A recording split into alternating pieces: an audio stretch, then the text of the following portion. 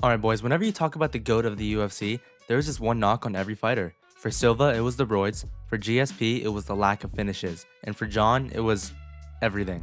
But the main knock on Khabib is that he retired too early. But what if he never retired? Will Charles Oliveira ever become champion? Would Islam Makhachev still become the lightweight GOAT? Would Conor McGregor ever get his rematch? Or would Khabib still be undefeated today? To find out, we're going to go fight by fight, putting Khabib against every contender he would have faced had he never retired from the sport. Without further ado, let's get into it. After Khabib retired, Charles Oliveira beat Michael Chandler for the undisputed lightweight belt, then defended his title against Dustin Poirier, and then beat Justin Gaethje after that. This resume solidifies himself as one of the best lightweights to ever do it. But what if instead of fighting Michael Chandler for the belt, he fought prime Khabib Nurmagomedov? I think it goes without saying that fight goes pretty differently. Let's break it down. Charles is the most dangerous offensive grappler in UFC history. He can finish you from basically anywhere. The problem is, at the time of this fight, his wrestling was low-key dog shit. As good as Charles was on the ground, Khabib was one of the few guys who can completely take that away with his top control and ground and pound.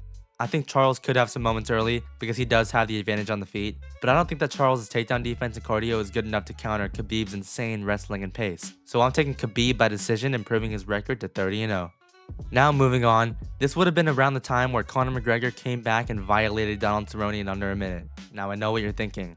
Beating up a washed up cowboy, that earns you a title shot? If your name is Conor McGregor, then yes, it does. Do I think that this means that Conor would beat Khabib? No way. But that doesn't mean that this version of Conor couldn't have put up a much better fight against Khabib. He was sharper, he was in form, but most importantly, he was fucking sober. I mean, in the first fight, he's about to enter the biggest fight of his life against the best opponent of his life, and he's popping bottles at the press conference. He was never going to win that shit. Now the real question is, could locked in McGregor beat Khabib?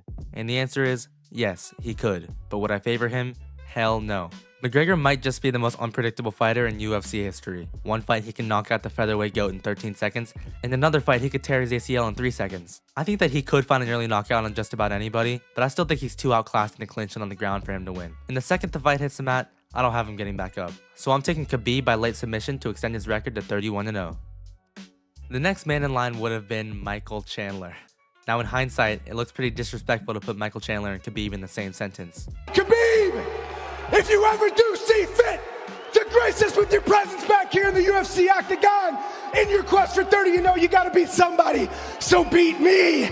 Get out! So let's break this fight down. Much like the Charles fight, if it's pure boxing, Michael actually has the advantage somehow. But in the words of Islam Makhachev, this is not boxing, this is MMA, man. And Khabib severely outclasses him in just about every other aspect of the sport. Wrestling, Khabib. Grappling, Khabib. Ground and pound, Khabib. Cardio, Khabib. Fight IQ, Khabib. So I'm taking Khabib by however the fuck he wants, but for the sake of this video, I'll take Khabib by first round submission, making his record 32-0. Now moving on, around this time, Alexander Volkanovski decided to move up and challenge for the lightweight title. And if you've watched my channel before, you already know that I think Volk beat Islam in their first fight. But this isn't Islam, it's Khabib, so let's break it down. Islam is far better than Khabib on the feet and much more of a well-rounded fighter, but I think that that's one of the reasons why him and Volk had such a close fight. Islam knew that he wasn't at a big disadvantage on the feet against Volk, so he was willing to strike with him for long stretches of the fight. Khabib would not do that. His entire game, his entire life was built around chain wrestling the fuck out of you, taking you down, and keeping you there. I think Volk defends a lot of those early attempts, but eventually, Khabib's pressure could start to wear on him. With that being said, Volk has a huge striking advantage over Khabib, and unlike Charles and Chandler, he has elite takedown defense and submission defense to go with it. If he can stuff the early takedowns and force Khabib to stand and bang with him, I don't see Khabib doing too great. This fight is so even, but if I have to pick one, I'm going to pick Khabib by split decision. This win pushes Khabib's record to 33-0. Next up would have been Max Holloway coming off that iconic win over Justin Gaethje. Now both fighters are amazing at what they do, but I just don't like this matchup for Max. Max's biggest strength is his pace. He'll drown you with volume over 5 rounds until you eventually break. But to throw that kind of volume, you have to be on your feet. And I see Max on his ass within the first minute of every round. Now with that said, every round starts on the feet, and Max always has a puncher's chance. But I think Khabib's chain wrestling, pressure, and top control would just be too much for Max to handle. Give me Khabib by unanimous decision, improving his record to 34-0. Now moving on, I think we should address the elephant in the room. Yes, Islam is a champion by this point. And if you've watched my video on the GOAT of every UFC division, you know that I think Islam would have beaten Khabib. I think he's a more complete fighter, his striking is better, he has better submissions, and I think his overall game would have been enough to get it done. But there is one problem. This fight was never happening.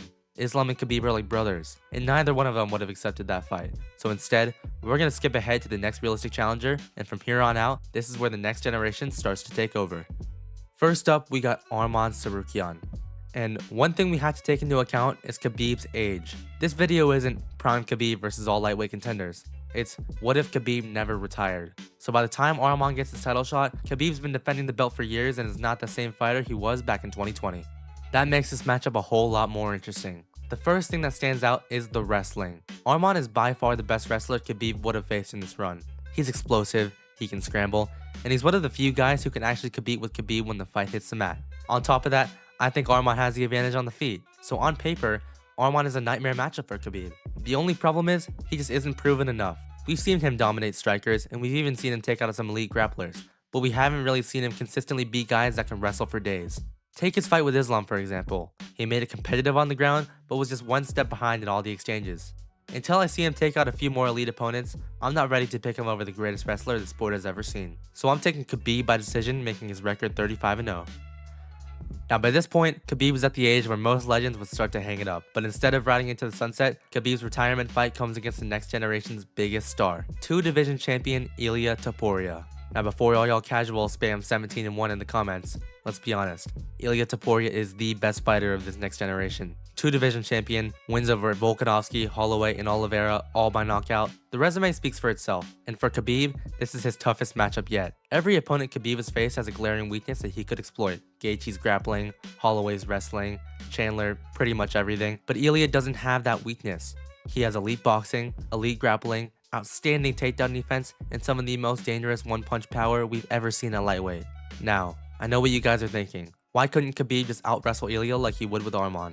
And that is because Arman Tsarukyan is not Ilia Topuria. Let's compare the two. Ilia, he's got legitimate one-punch knockout power that Khabib has to respect every second they're on the feet, along with being a two-division champion who knocked out 3 legends in a row. Arman, on the other hand, not much proven yet.